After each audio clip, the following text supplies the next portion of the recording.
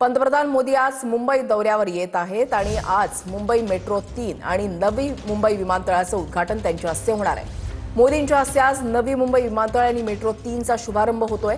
नवी मुंबई विमानतळाचा पहिला टप्पाही सुरू होणार आहे। मुंबईकरांसह ठाणे, नाशिक आणि पुणेकरांना हा एक मोठा दिलासा आहे।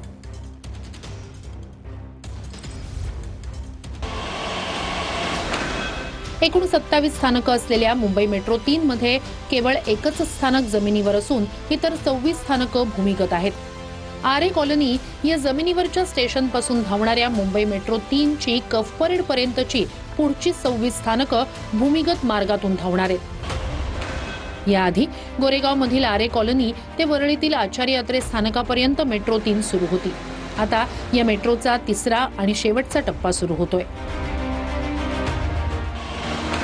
आता मेट्रो 3 द्वारे तुम्ही वरळीतील विज्ञान संग्रहालय, महालक्ष्मी, मुंबई सेंट्रल,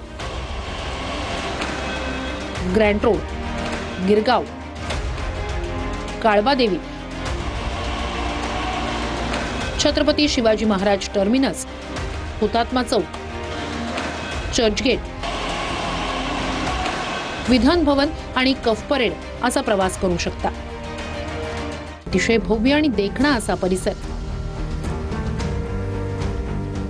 अत्याधुनिक एअर ट्रॅफिक कंट्रोल टॉवर, आधुनिक प्रवासी टर्मिनल्स,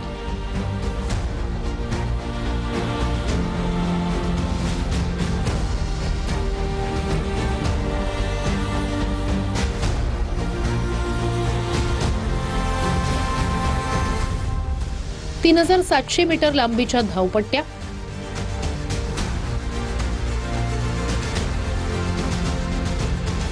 एकोणतीस contact aircraft stand, 13 remote commercial तर 7 कार्गो स्टँड,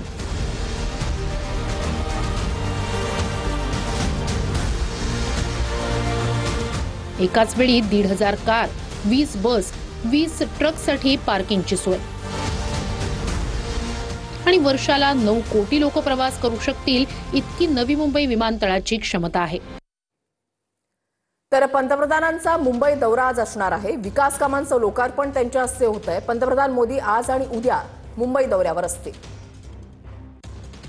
मोदींच्या हस्ते नवी मुंबई आंतरराष्ट्रीय विमानतळाच्या पहिल्या टप्प्याचं उद्घाटन आज होत आहे। महत्त्वपूर्ण टप्पा, अंदाजे 19,650 कोटी खर्च करून उभारलेला हा प्रकल्प आहे। मुंबई मेट्रो लाईन 3च्या अंतिम टप्प्याचं उद्घाटन सुद्धा मोदींच्या हस्ते होत आहे। मेट्रो लाईन 3च्या प्रकल्पावर 37,270 कोटीहून अधिकचा खर्च झालाय। मुंबई वन देशातील पहिलं एकत्रित सार्वजनिक वाहतूक मोबिलिटी ॲप हे सुद्धा लॉन्च होणार आहे मोदींच्या हस्ते। 11 सार्वजनिक वाहतूक सेवांना जोडणारं हे ॲप असेल। भारत युनायटेड किंगडम धोरणात्मक भागीदारी अधिक मजबूत करण्यावर भर असणार आहे। पंतप्रधान मोदी मुंबईमध्ये युकेचे पंतप्रधान कियर स्टारमर यांची भेट घेणार आहेत। दोन्ही नेते इंडिया युके स्ट्रॅटेजिक पार्टनरशिप आणि विजन 2035 रोड मॅपचा आढावा घेणार आहेत।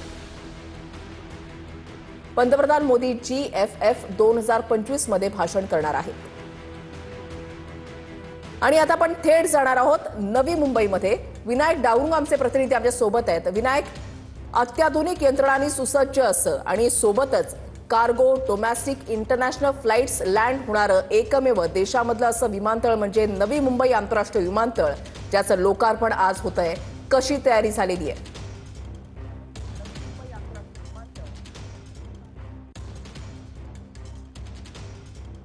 बरोबर आहे ऋषाली, आपण जर पाहिलं तर सगळ्यात मोठं विमानतळ जे आहे ते हे आता बनलेलं आपल्याला पाहायला मिळतं। पहिल्या टप्प्याचा अनावरण सोहळा जो आहे तो पंतप्रधान नरेंद्र मोदी यांच्या हस्ते होणार आहे। सध्या मी नवी मुंबई विमानतळाच्या शेजारी आहे। आपण जर पाहिलं तर सगळी तयारी या ठिकाणी झालेली आपल्याला पाहायला मिळते। सगळ्यात मोठं हे विमानतळ जे आहे ते देशातलं कार्गो विमानतळ असणार आहे आणि 1 लाख कोटीपेक्षा जास्त जे आहे तर खर्च याच्यासाठी येणार आहे। पहिला टप्पा जो आहे तो सुरू झालेला आहे। दुपारी 3 वाजता पंतप्रधान नरेंद्र मोदी जे आहेत या विमानतळाचं अनावरण जे आहे ते करणार आहेत। आपण जर पाहिलं तर हे विमानतळ एकूण 1160 हेक्टर वरती वसलेलं आपल्याला पाहायला मिळतंय। सुसज्ज सोयी सुविधांनी असं असलेलं हे विमानतळ जे आहे ते असणार आहे।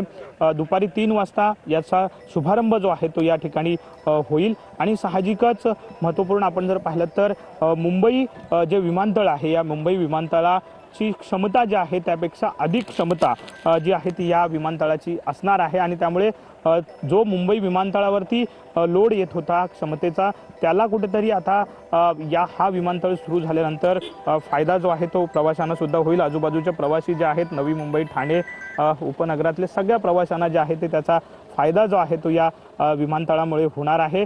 सुसज्ज असं मोठं विमानतळ जे आहे ते उभारण्यात आलेलं आपल्याला पाहायला मिळतं। अदानी ग्रुपकडून यासाठी मोठे प्रयत्न जे आहेत ते करण्यात आलेले आपल्याला दिसून येतात।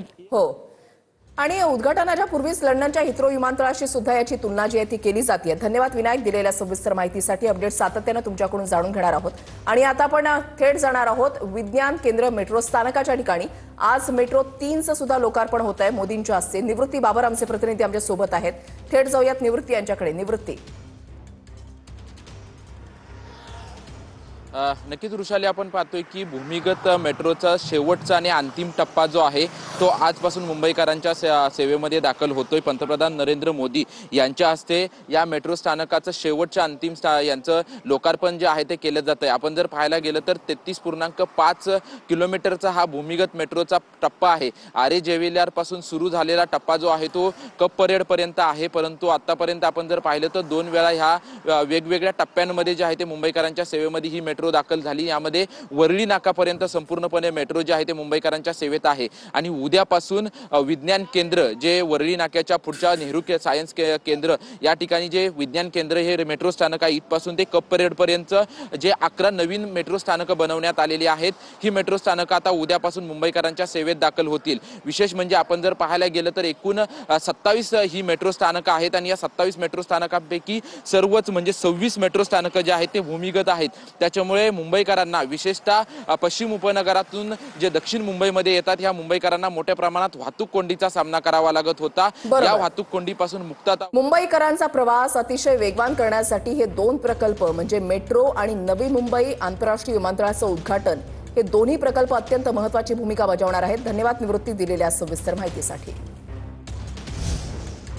नवी मुंबई विमानतळाच्या बाहेर पंतप्रधान मोदींच्या स्वागताचे बॅनर लागलेले आहेत आणि स्वागतासाठी उभारण्यात आलेल्या कमानीवर दिबा पाटील यांचं नाव आहे। पंतप्रधानांनी दिबांच्या नावाचा उल्लेख करावा, स्थानिक भूमिपुत्रांची ही अपेक्षा आहे। नवी मुंबई विमानतळाच्या उद्घाटनाचे दिबा पाटलांच्या मुलाला निमंत्रण देण्यात आलेले आहे। दिबा पाटलांचे चिरंजीव अतुल पाटील यांना उद्घाटनाचं निमंत्रण आहे। दरम्यान स्थानिक भूमिपुत्रांकडून विमानतळाला दिबा पाटील यांचं नाव देण्याची मागणी केली जाते। नवी मुंबई विमानतळाच्या उद्घाटन कार्यक्रमाचं शरद पवारांना निमंत्रण आहे। पंतप्रधान मोदींच्या हस्ते नवी मुंबई विमानतळाचं उद्घाटन होणार आहे आणि शरद पवार नवी मुंबई विमानतळाच्या उद्घाटन कार्यक्रमाला उपस्थित राहणार आहेत। शरद पवार आणि मोदी हे एकाच मंचावर आज दिसतील।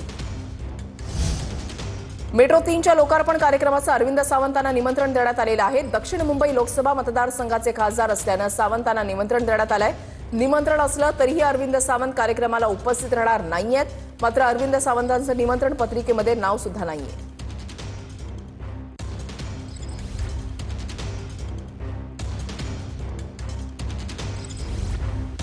पुन्हा पुन्हा मी सांगतो की मला असं वाटत नाही की आम्हाला आंदोलन करायला लागेल। परंतु आज तुम्हाला आशा आहे का? आज नवी मुंबई असेल, रायगड असेल, ठाणे असेल, ह्या सगळ्यांचं एक स्वप्न होतं आणि ते स्वप्न सत्यात उतरतंय नवी मुंबई विमानतळ। खरं तर मुंबई विमानतळ आता पुरेसं राहिलेलं नाही, कारण की मुंबईची लोकसंख्या वाढत चालली आहे, त्यामुळे नवी मुंबई विमानतळाची गरज पडते। आता ते स्वप्न आज पूर्ती होणार आहे। आज पंतप्रधान मोदींच्या हस्ते या विमानतळाचं उद्घाटन तर केलं जाणार आहे। आजच्या दिवशी पंतप्रधानांकडनं ही जाहीर होण्याची तुम्हाला अपेक्षा आहे का नावाची?